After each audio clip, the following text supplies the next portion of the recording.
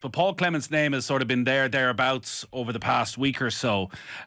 Spent a bit of time in Spain, assistant manager at Real Madrid. Have you come across him much? What's your sense of him as a coach? I have. He was part of the big interview series. We flew through to Madrid and met him. A hop and a skip away from the Bernabeu in one of the most outrageous steak restaurants I've ever seen or been in.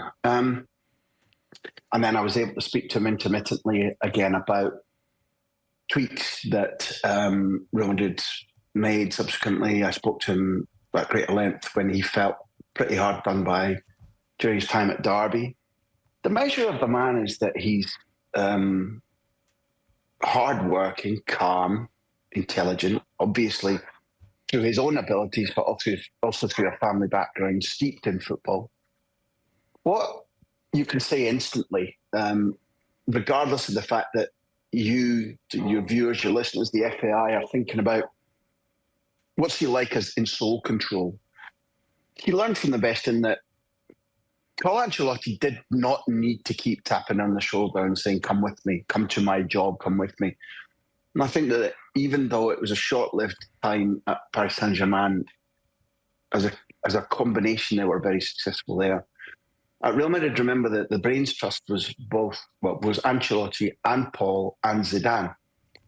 One of the things that Paul explained about his work at Real Madrid and how much the actual anecdote transfers across, I don't know, because it's since he started coaching on his own and said to Carlo, I'm going to plough my own furrow, things change, responsibilities change. But at the time at Real Madrid, Carlo ceded a lot of authority and a lot of responsibility to him. Okay.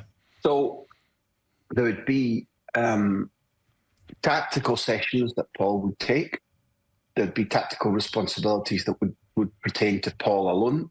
They had to get the tick from the big boss, Carlo Ancelotti, but they contrasted with specifics that Zidane was being given to bring him on. And therefore, the examples would be like who did attacking set plays, who did defensive set plays, who trained counterattacks, and who trained positional defensive orientation.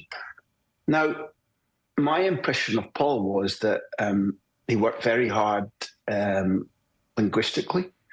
That won't apply to him very much if he happens to be the Republic of Ireland coach. But what I liked a lot was it showed diligence. It showed a man who wasn't saying to the foreign players that he was coaching, you must adapt to me. I will adapt to you. I bet he wouldn't claim to be super fluent necessarily in any of the languages the countries that he worked in. But I liked his methodology. I liked his ideas. I found him an honest bloke. I think that it's wrong if he's to be out of football on an ongoing basis because there's a breadth of knowledge and there's an ability to coach there that should be back in the game.